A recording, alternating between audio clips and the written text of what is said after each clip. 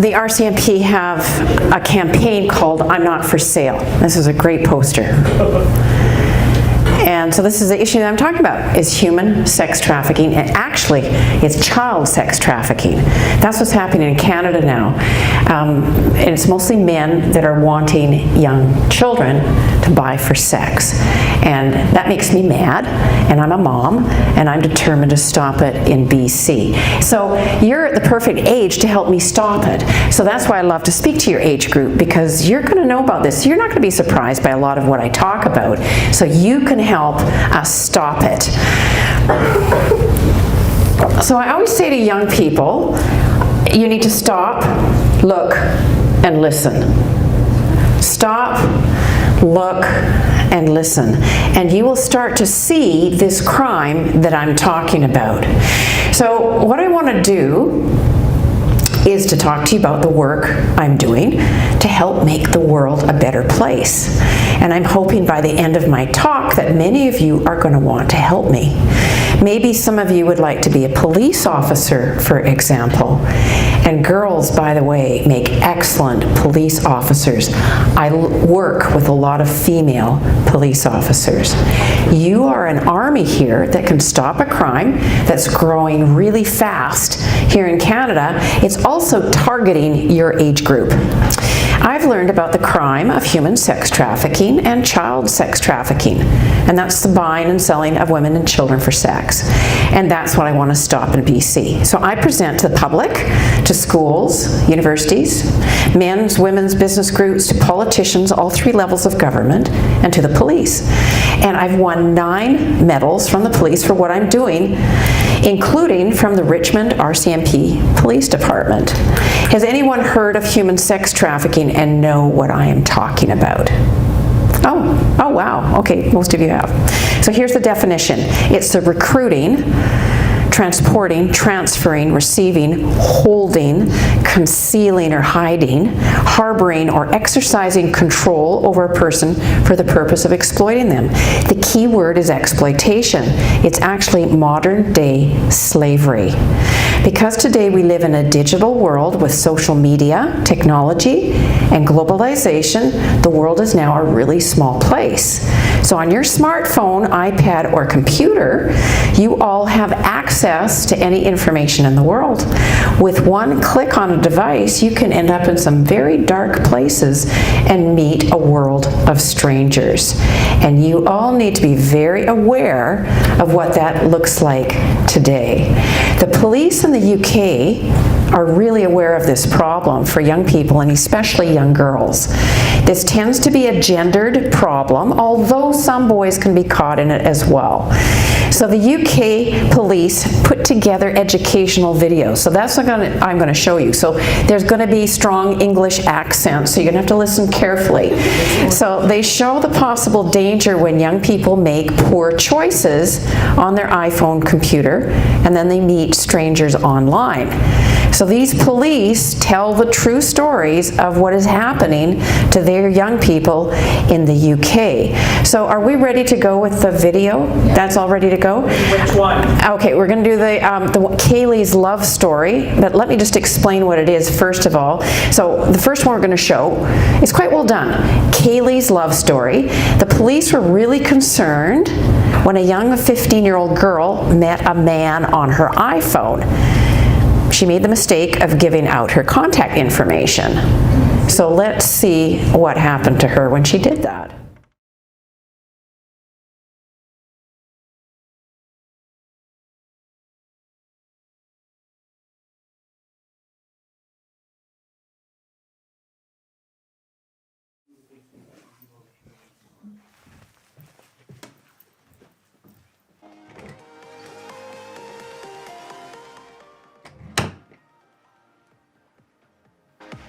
I'll never forget the first time we met.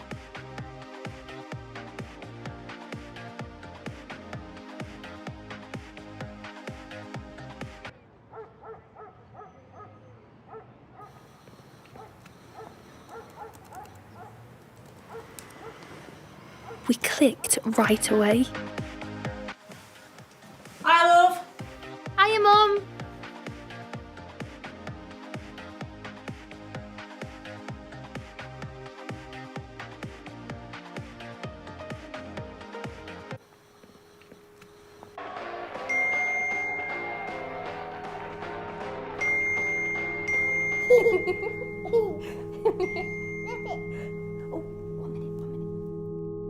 I could talk to him for hours.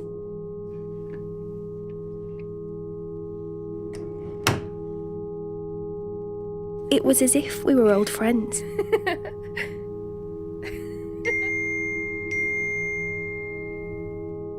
I'll just take that nice crunchy bit and put it on there if you don't mind. Yes, that'll make a change. Good. This looks good, doesn't it? Am I alright to stay at Katie's tomorrow? Yeah, all right. Mum and Dad wouldn't understand. They don't know that he's different.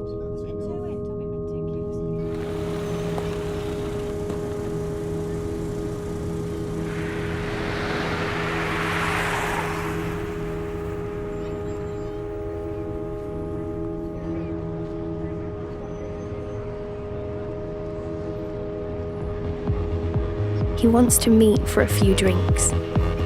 He treats me like an adult.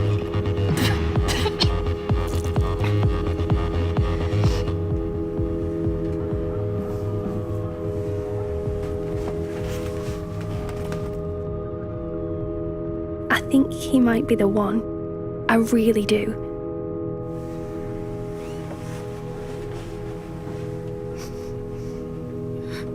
Mum and Dad wouldn't understand though. They don't know that he's different. He wants me to meet his friends, so he must be serious about it. Get off me! Go away! Help me! Help!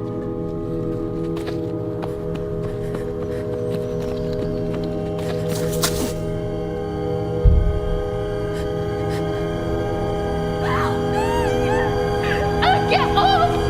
Help, please! Somebody help! I could stay here forever. I really think we love each other. But Mum and Dad wouldn't understand. They don't know that he's different.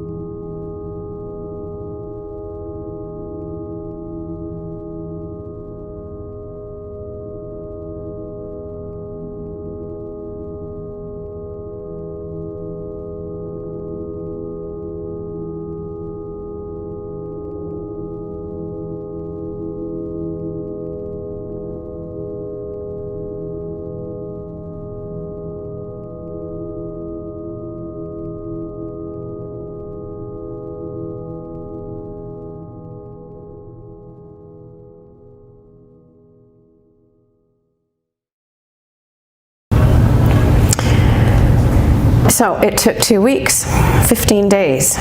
She fell in love with them online. As an adult, I have a really hard time imagining falling in love with someone I've never met. And this was all done on text messages. Then she agreed to meet him in person. A big problem. She was secretive about the meeting and she didn't tell her parents. When she met the man and realized that the man was a lot older and also had a friend with him, she tried to run away. She was chased, caught, raped, and murdered. And this occurred all within 2 weeks of meeting him online. While this might sound a bit extreme, it's becoming too common in our digital world. Learning to become an intelligent digital citizen is a very important skill for you all to learn. Learn these skills well, keep yourself safe online, and remind your family and friends to be safe online. No one wakes up one day and says, I want to be a victim of human trafficking and sexual exploitation, or I want to be pimped out and trafficked. But every day, children and teens are being tricked, forced, and manipulated into this very dark underworld, and it typically happens online initially. So I don't want any of you in this room to experience this or be a part of this. Your best defense is to be educated about how sex buyers, sex traffickers, and their recruiters work, and be aware so you don't fall for it, and so that you can warn your family, friends, and community about this crime. And I'm warning all of you, it's a big problem here in Richmond. Sexual exploitation, which is being used, misused, and abused in your private parts, is a tough issue to deal with, and it's becoming common. It's a deep issue because it gets to the very root of who you are and where you come from. Where we begin and are made is uniquely personal and private. But today, this area of our lives and our humanity is becoming exposed, misused, abused, hurt, and exploited by a culture that is hypersexualized and very toxic. The good news is more and more people are talking about this crime and are bringing it out in the open. And I'm hoping there's going to be a whole bunch of heroes in this audience who's going to help me stop this crime. So why do I talk about such an awful topic to a youth group on a Friday night? It's because if we don't, we will never stop it. The hope I have for every one of you is that you have an amazing life that contributes to help make this world a better place. There's going to be somebody here who's going to make a really big difference, and I hope there's going to be many of you. So let's look a little more closely at what being pimped out and trafficked or sexually exploited looks like. So here's another video, true story, put together by the UK police, and it's called Emma's Story.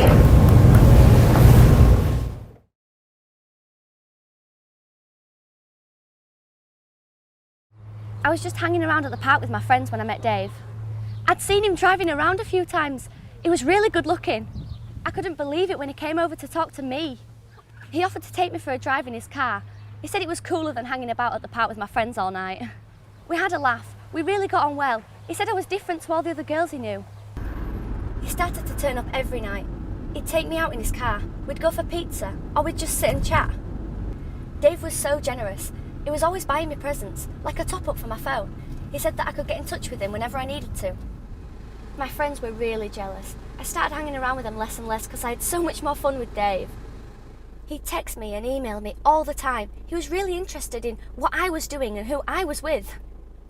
My mum was being really nosy. She was always wondering who I was texting and why I was on the internet so much.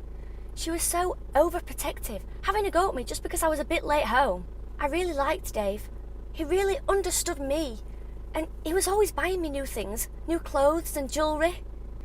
My mum said I was acting different, but I just thought I was a bit more grown up. Dave liked to dress me a certain way, but I didn't mind. I just liked to keep him happy.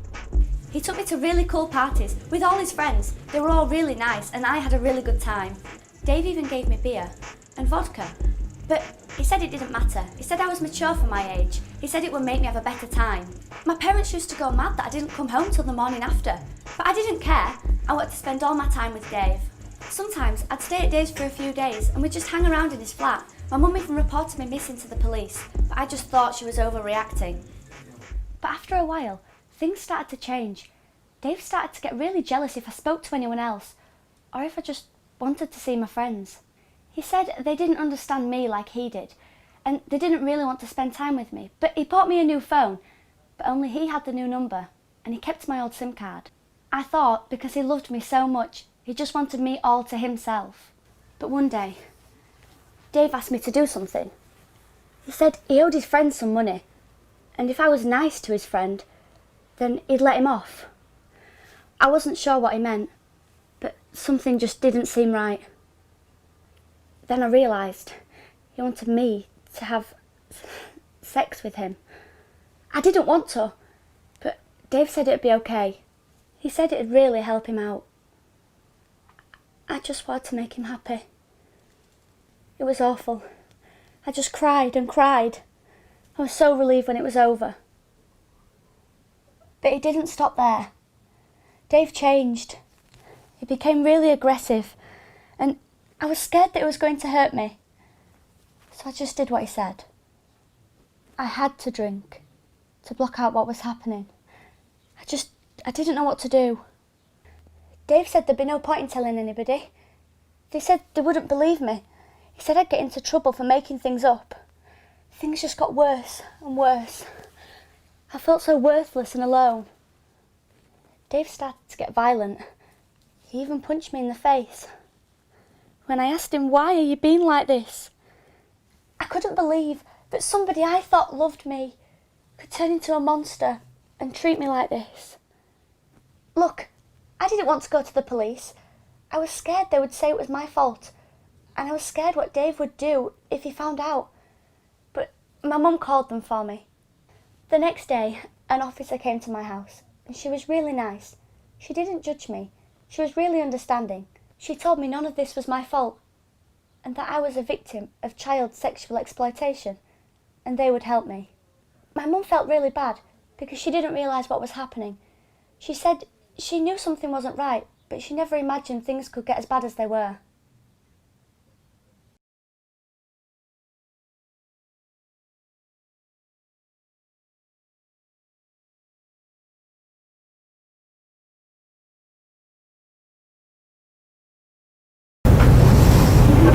So what are some of the choices that Emma made? She chose to spend time with Dave. And here's a big problem, big red flag. There was a big age difference. And he separated and isolated her from her family and friends. She didn't work together with her mom. She thought her mom was just being annoying, rather than seeing that her mom was actually really concerned. And then when things got bad, she felt she was trapped and she couldn't get out. So where did these choices get her? At least she didn't end up dead. And ultimately, she did talk. So what can you do to avoid Emma's story? So I want everybody to think in terms of making a plan of exactly what you would do. And here's 3 suggestions. Number 1, say no to anything that has to be done secretly, no matter how tempting. If you cannot let your parents or trusted adults know in your life what you are doing, it could be putting you in danger. Never, ever, ever send nudes on cam. We call it sexting. It's actually criminal code. It's against the law. Don't do it. You will be pressured to do it. You can never retrieve them, ever get them back. And they are considered child pornography, which is illegal. Number 2, get help to deal with what is happening in your life right now. Recruiters look for young people who are struggling. By getting help, you reduce your risk. Number 3, always, always tell. They are the criminals, not you. The only way to defeat recruiters, pimps, and sex offenders is to bring what they do in the dark out into the light. Find someone you can trust to tell. So I want you to think in terms of stop, look, and listen. So I can't talk about human sex trafficking without talking about pornography and how it contributes to make the sex industry really big, very powerful, and very destructive. So what I mean by pornography is violent, sexually explicit, nude pictures online. They're put there by a very big industry that simply wants to make money off of you. Pornography is actually sexual exploitation online. It's rape on tape. And the porn companies make huge amounts of money by getting young people hooked on it. And the porn industry is aiming for 11-year-old boys. That's their target age group. Because if they get them hooked at 11 years of age, they are hoping they'll be hooked for life. Pornography is highly addictive and is called by psychologists the new crack cocaine. It will completely twist and distort your views of men and women relationships. Pornography has absolutely nothing to do with real life and real relationships, where we are meant to have connection, true intimacy, and caring, respect, compassion, and empathy for another person. Pornography shows women as objects, not as human beings. And pornography dehumanizes both men and women. The majority of it today is extremely violent. The good news is there's a worldwide and growing movement of young people your age who are seeing porn for what it is, and they're refusing to be involved with it. The message is choose real love over porn, because porn hurts you. Porn harms. So I don't know how this talk is affecting you. Perhaps you've had a personal experience. Maybe you've been sexually used in some way. Perhaps you know children you are concerned about. Maybe you have a porn problem. Or perhaps you've used or misused another person sexually. Whatever your experience is, I want to encourage you to get help. It's really important for you at your age and stage to get to know yourself. Find out what you're good at and passionate about, and ask the question, how can I make the world I live in a better place? And how can I help others? I used to be a city high school teacher in Vancouver 40 years ago, and I saw this problem of child sex trafficking. I taught in a really rough area, but now I see this problem today in most schools and communities. So a word for every girl in this room. Be true to yourself, value yourself, no matter what pressure is put on you from anyone. Look for good role models and become strong and confident. Dream big and follow those dreams. Have high standards for any boy or man you meet, and expect every one of them to treat you with respect and dignity. To the boys, always be respectful to every girl and woman you meet in your life. No good man will exploit or hurt or take advantage of a girl or woman. There is nothing more beautiful than a considerate man with integrity. To every young man here, how you treat your mother, your sister, the girl next door, your grandmother reveals your character. And your character is very important. Look for good role models and become strong and confident. Dream big and follow your dreams. Okay, so is there any question? I'll start telling stories. Yeah. How old was Emma? How old was Emma? I think, what, 14 or 15? Grade 9, grade 10. Yeah, young. The sex traffickers, sex buyers are now targeting girls ages 9 to 14. 9 to 14. Pretty young. I don't know, how old are you in here? What's your age range? Grade 8 to 12. Grade 8 to 12, okay. Any other, there's gotta be some other questions. Come on, I know you've had a long week. Yeah. What would you say we should do if, like, we know or, like, think someone might be, involved? You gotta talk, you gotta tell somebody. Go to a teacher, go to a principal, tell your parents. They know what to do. Yeah. What would be like signs that if like you think someone else is doing something and you like see? What kind of signs? Yeah. Well, you saw Emma. Yeah. Okay, so there was an older boyfriend. Yeah. Big age difference. That's the #1 red flag. Like if you're looking at someone else and you see that maybe like if they're separating themselves from you or something, or like, yeah. Talk to them. Okay. Tell your parents, and hopefully parents will talk to their parents. You got to talk. Let somebody know. You know, I've discovered school counselors at your schools are generally really good. Go talk to them. Tell somebody. You have to tell somebody. If you think a friend of yours is involved in this, you've got to talk. Because here's the thing. Girls and boys that get into the sex trade don't get out. You don't get out. You die. You end up dead, okay? So that's why I'm talking and talking and talking and presenting as much as I can.